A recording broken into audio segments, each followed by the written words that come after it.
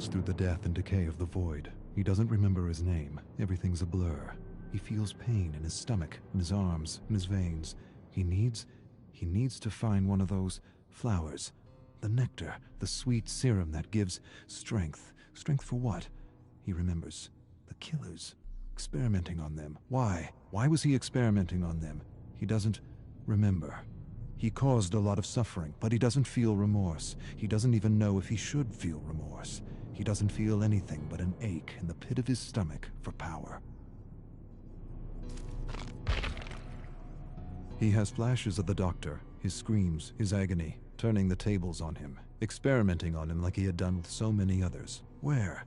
Not here. Somewhere else. Another world.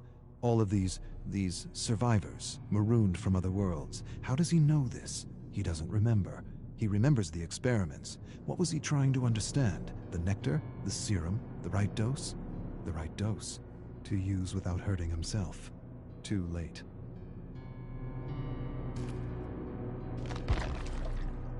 He feels the hunger. Not for food or drink, not for talk or fun. For a flower, a single flower, for serum. He knows the entity is watching him. He knows it, feels it inside his bones.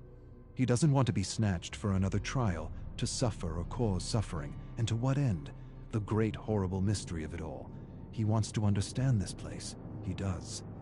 But he senses that to know, to really know, would drive him mad. Madness, that's what this place is. The embodiment of madness. He doesn't want to be pulled into another trial. He wants to return home. He must return home. That's why he was studying the serum. It gave him insight. Insight to what? He doesn't remember.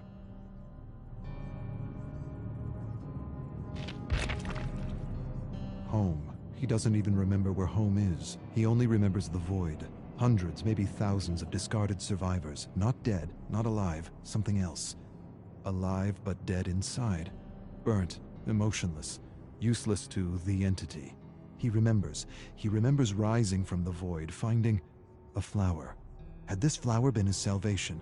Had the flower been his way out? He falls to his knees and shouts at the abyss, and the abyss answers with silence. The silence is so deafening it hurts. He buckles over, climbs to his knees. He needs serum.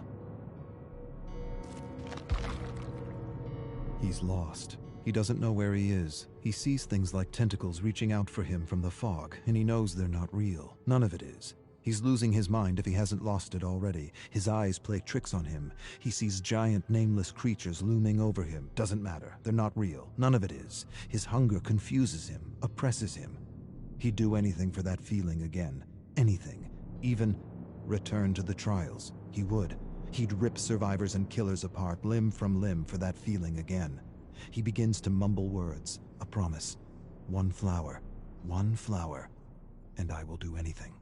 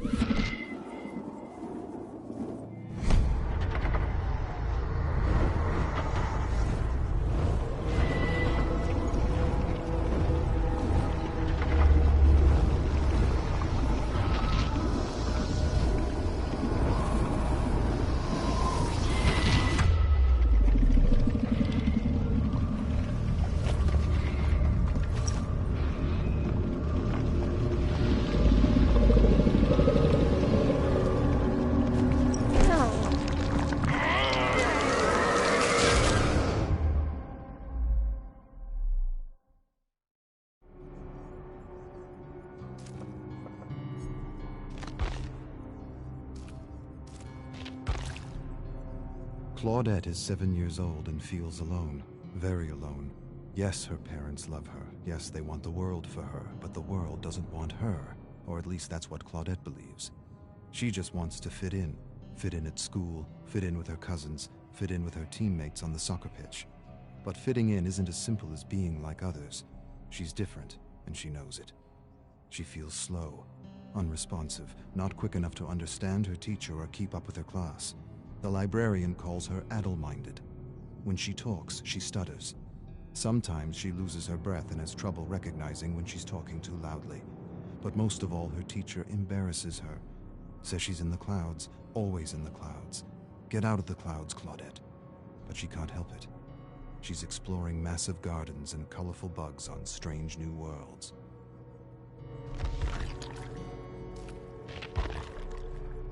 Claudette feels things more than others, much more. Like the shame of not being invited to any birthday parties. Not one party. Every day her parents ask her who she played with at lunch, and every day she lowers her chin and tells them that she doesn't want to talk. Her parents ask her teacher, and her teacher tells them she likes to play alone. Not so much play, more like collect and observe things, flowers, weeds, beetles, worms, rocks. Some kids are just loners. Every day her parents ask her about her friends, and every day the shame returns. They want her to have friends. More than that, they want a list of names for her birthday. But she doesn't have a list of names. She doesn't even have one name.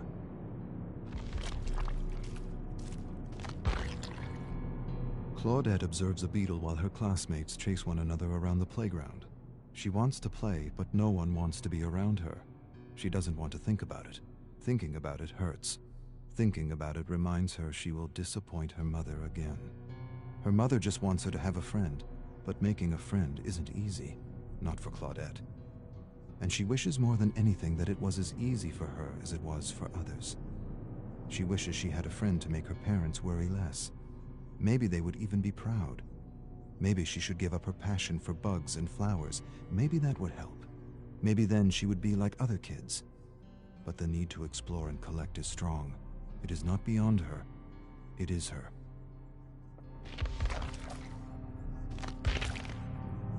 Claudette loves to collect things, and she knows this is why many call her weird. Her father tells her she's perfect the way she is. He tells her a man named Darwin used to collect bugs and plants too. He had a big imagination like her. He often mused on ideas and theories, and boy did he come up with a whopper of a theory. He explains the theory, and she understands. Her father has a way of taking complicated ideas and making them easy to understand. Darwin. Claudette likes the name. She smiles, stares at her favorite blue and green beetle, and names him Darwin.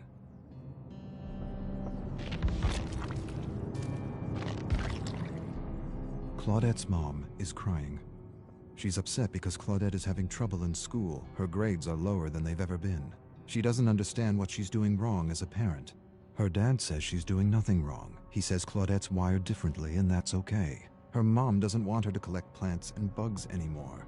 Her dad says that's the best part of her, and he doesn't need a child who fits some bell curve. More than this, he defends her. He tells her mother that the greatest treasures gifted to the world were from those who didn't conform, who weren't normal, who didn't fit some outdated bell curve. Tolstoy, Tesla, Einstein, Shakespeare. Her mother doesn't care. A sudden cry escapes her lips. I don't want her to repeat the year.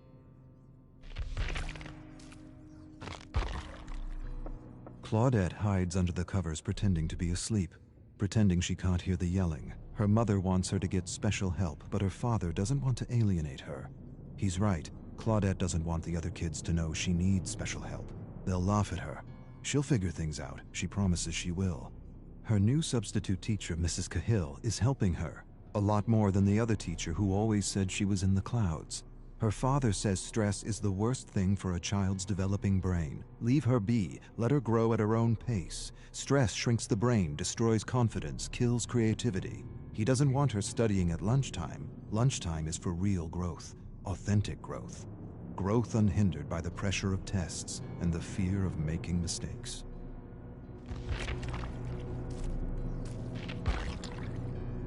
Claudette's mother is happy because her grades are improving.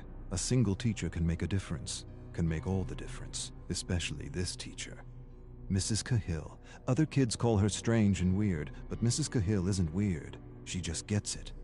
She understands because she had a tough time learning when she was a student. This is why she makes an extra effort to help Claudette, to help her understand what she is explaining in class without alienating her.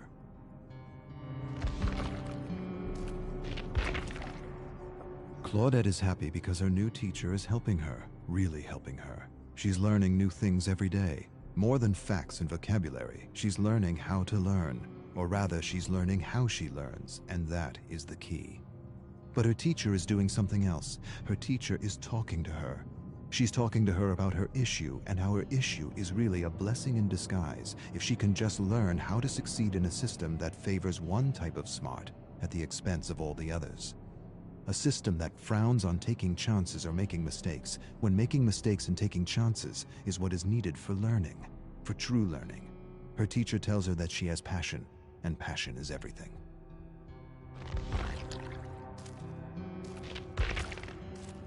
Claudette knows she's not like other kids, and she doesn't have to be. Things like bell curves and ideal student don't apply to her, and that's okay. The ideal mold is a prison for those wired differently, and her teacher has set her free. Her grades are getting better, and a test is coming. She writes, visualizes, and imagines everything she needs to remember, and somehow this works. The right teacher at the right time can make all the difference. Her parents are proud, very proud, but still her mother wishes she had friends. Still her mother wishes she liked what other girls liked. Her parents argue in another room about what to get for her birthday. Her mother wants to buy a new doll. Her father thinks she'd like something more related to bugs, plants, and bacteria. The suggestion upsets her mother. Her father defends her. See her for who she is, and not who you want her to be. Her mother goes silent. She suddenly releases a cry and says she doesn't want her to be bullied like she was bullied throughout school. Claudette's eyes go wide. For the first time in her life, she realizes her mother's wired differently too.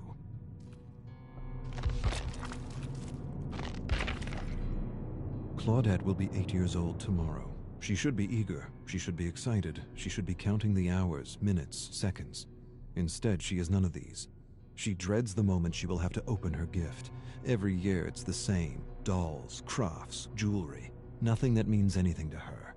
Maybe this year she'll smile and pretend she didn't want a magnifying glass, or a collection of stones, or a set of books on botany. Maybe, to make things easier, she'll pretend. Maybe that'll make her mother less scared for her. Seeing her happy about her grades felt good. Real good.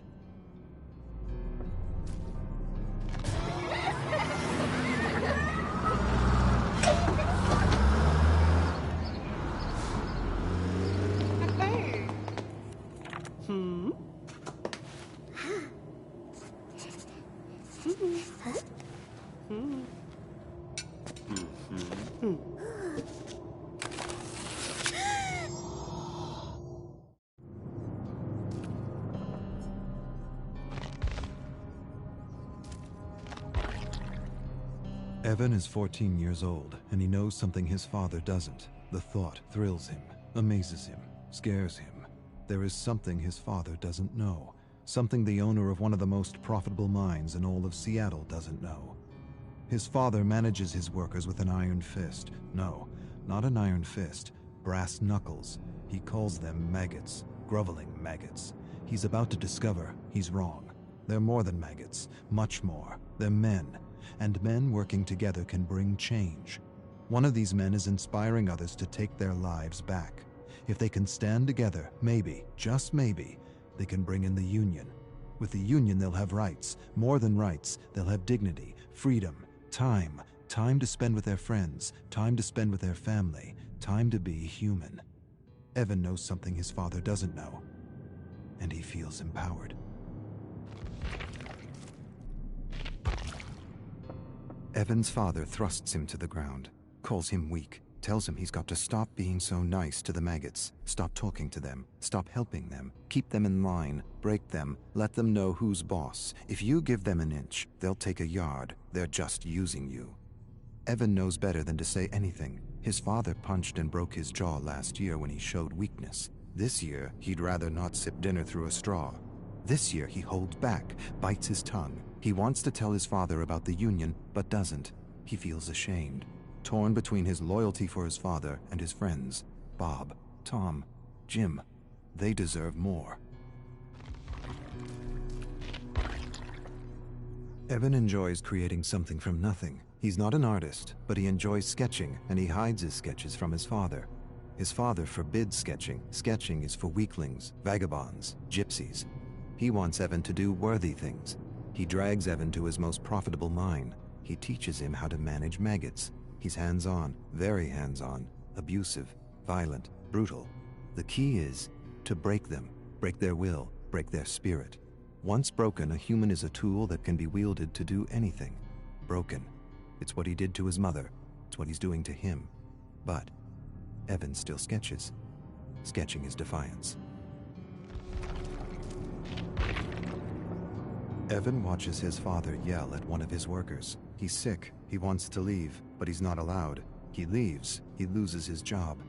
Evan feels for the man, wishes he could do something for him. He wants to tell him things are going to change. The union is coming. The union is coming, and with it a good wage and fair working hours. But the man's lungs are black and his stomach is rot. Too much stress, too much acid, not enough sleep. He collapses. His father doesn't care, kicks him in the gut. Tells Evan to drag him out of the mine. Evan drags him out. For a moment, he feels disgusted at the man's weakness and wants to put this maggot out of its misery. He's becoming his father, and he's not sure if that's a bad thing. Evan's father forces him to set a bear trap in a dark forest. His father's obsessed with hunting bears, always has been, always will be. He tells him the story, always the same story. He doesn't want to hear it, but he will. His father was hunting with his brother when they ran into a grizzly bear. The bear tore his uncle's arm off and bit into his head. Evan's father jumped on the grizzly's back, stabbed the bear endlessly, killed the bear, ripped open its stomach to retrieve his brother's head, carried his brother's mutilated body 10 miles to their family estate. This time it's 10 miles, last time it was 5, his father grins. The story is changing with every telling. Sometimes Evan wonders if there even was a bear. Evan's inspired in a way he's never been before. Furiously, he sketches his father in a bear suit killing his uncle. He never met his uncle, but he's seen pictures. His uncle was a philanthropist, a bleeding heart, disloyal. He would have run the business into the ground with proper wages and all that socialist crap. That's why he had to go. Evan doesn't have proof, but he knows. Deep down he knows his father murdered his uncle, tied him up, left him for a bear. There was no knife, no fight, no honor, just a terrible death for a disloyal worm. Evan suspects all this, and yet he doesn't feel disgusted or ashamed. He feels something else, something he's trying not to feel, something he won't admit to himself. Evan looms over his father's bed and watches him sleep. He hates and loves him at the same time. Sometimes he wonders what his life would be like without him. He owes him so much, and yet he's miserable and alone. He raises a massive gray stone and holds it there for a long minute that feels like forever. He could be free, truly free. But he can't, not like this. He could free himself in other ways. Accidents happen, hunting accidents, mining accidents. He could lure him into the bowels of the mine and ignite a stick of dynamite. No way he'd survive. But despite it all, Evan can't do it. His love is bigger than his hate. He owes him too much. Evan sketches his father in a bear suit drowning his mother. He never believed his father's story. Something didn't feel right. His eyes, his grin, his lack of empathy. She was pulled into a current and never seen again. His mother. She was beautiful. Blonde hair, blue eyes, fun, full of compassion. His opposite. She didn't just go out to swim one morning and never come back. She was getting in his way, and no one gets in his way. Not even family. Especially not family. Obedience or death. Evan's tired of obedience. Yes, he's loyal to his father, but he's also loyal to his friends. They talk to him, encourage him, think he's a great artist. He has friends. He's never really had a friend. His father wouldn't allow it. Waste of time. They're using you. Yes, he's loyal to his father, but he's also loyal to his friends. They deserve better.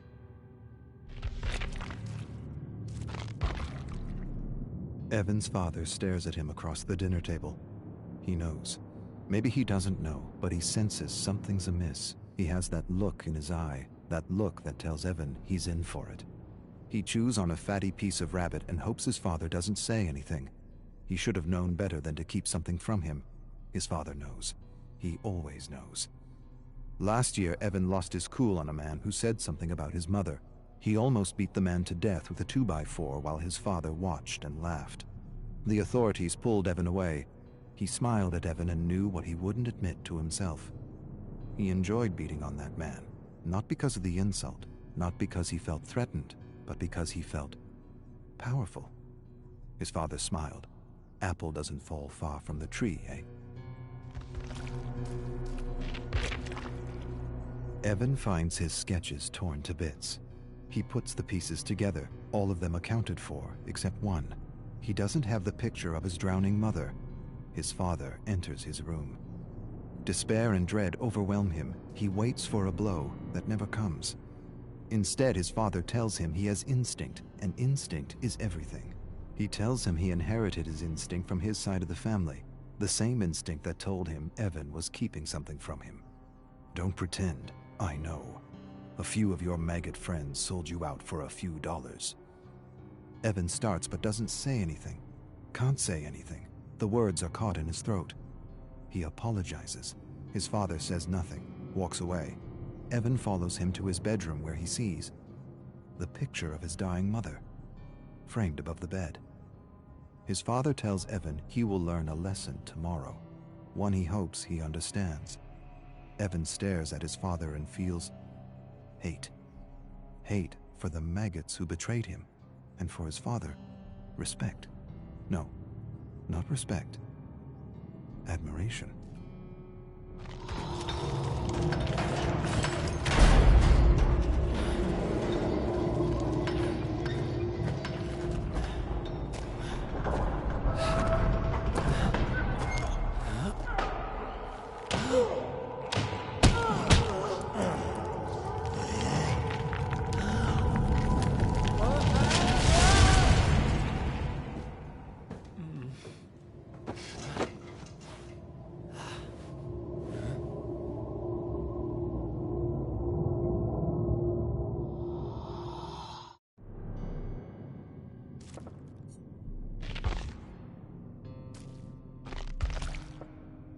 Arcus 1.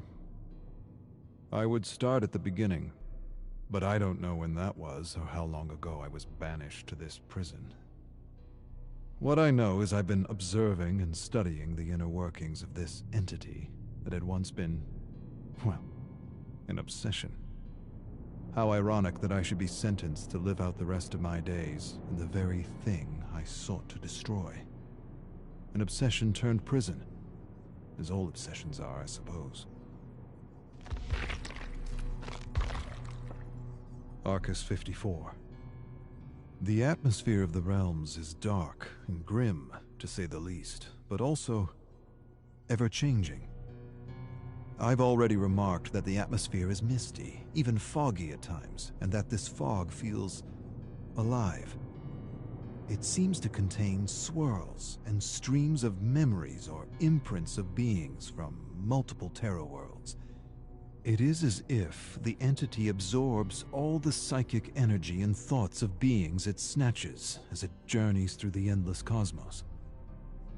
I've used the Oris to study the black fog and have come to 3 observations that will prove invaluable to finding a way home.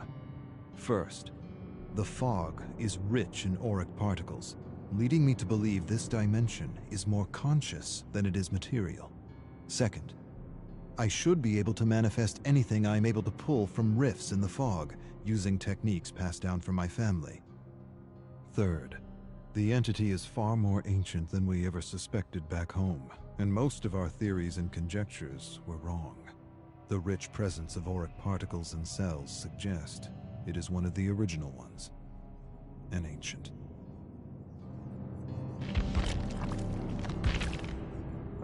Arcus 142. The entity is the cosmic embodiment of evil. Back home, we witnessed how its very presence turns worlds inside out, how it seems to remove or extinguish any sense of empathy or compassion within communities, how it brings people to the brink of madness and, well, pushes them in. Now I understand. It does all this in order to rip victims from their lives and have them play out an endless trial of terror that it presumably needs for its own survival. And there, perhaps lies the key to its destruction, if an ancient can be destroyed at all. End the trials. Destroy its ability to sap dark nectar from victims like a cruel parasite feeding from a flower. At least the archives affords me a better understanding of the entity, why it moves from universe to universe, picking victims off and devouring worlds as though at a cosmic buffet. What I have yet to conclude is whether it is attracted to worlds that are brimming with darkness and madness, or if it is in fact the catalyst of such darkness and madness.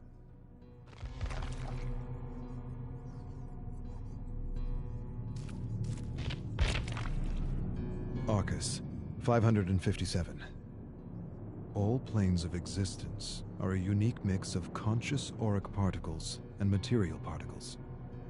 The entity is almost certainly pure consciousness. The observable fact of existence is the material world responds to and changes with consciousness. Collective consciousness is the key. The body, the home, the trial, all of it is an expression of the entity's unconscious need for fear and terror. The distinct observation in the specimens chosen by the entity is that they all come from worlds that have failed to understand the metaphysical relationship between their thoughts and the world they live in. This is not by chance. It is, to my mind, self-preservation. Victims who know this truth and have honed their ability to manifest could be poisonous to the entity. This leads me to believe the entity is attracted to dark worlds because darkness and chaos are clear indicators that inhabitants have failed to connect the dots between the collective consciousness and the health of their world. The conclusion, then, might be that the entity feeds off ignorance. Arcus, 731. Hard to tell when one day ends and another begins. The tower and the library help me cope, but it's hard to forget the truth of my situation, even for a moment, knowing everything I have is a lie. I have access to anything I want, and yet I have nothing. The survivors continue to undergo the trials of the most brutal of killers. I continue to search the fog for the memories of those who found a way to escape. It sometimes feels like a futile search. But then again, I've got time on my hands. Lots of time.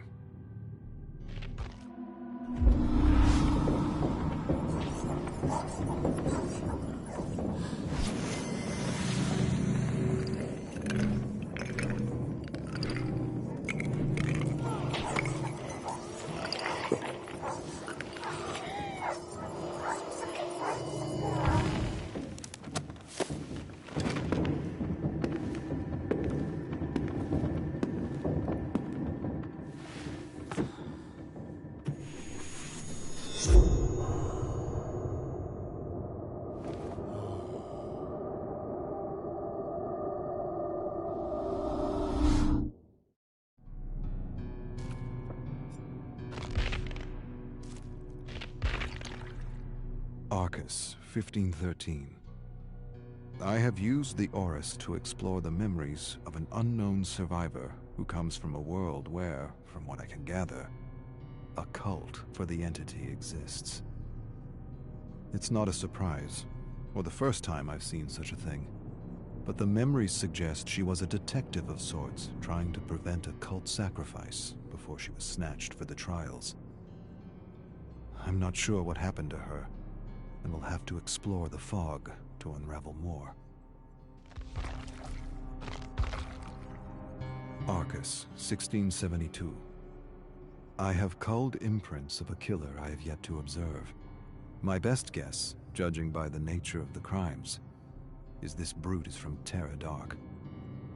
She lured men with love, robbed them of their savings, and fed them to her pigs. Lovely, efficient, and resourceful. The impressions of the memory are as follows. He stands framed in the doorway with flowers, a stupid smile on his dumb face. He has no sense that his days are numbered. Lonely soul made the trip for a wife. He thinks he'll get everything for a ring, her land, her farm, her savings. Won't happen, won't go as planned, not as he planned anyway. It didn't for all the other lonely souls who answered her classified ad. She peers at his eyes and thrills at his ignorance. His long, dumb face, his false sense of superiority. He wrote her a poem. How sweet. She'll cram it down his throat when he's convulsing on the floor. She takes his poem and asks about his money. He has it with him, packed his savings in a bag, and made the journey for a new start. He'll get more than he bargained for, way more. To the bank with his money, to the pigs with him. Arcus, 4902. Life is not life in this prison, and death is not an escape. It is merely the start of a new trial, and most survivors are aware they are caught in something they will never understand. Why this is all happening is no longer obvious to me. The truth is, I don't know what to believe anymore. The entity is not what it is, or what I thought it was.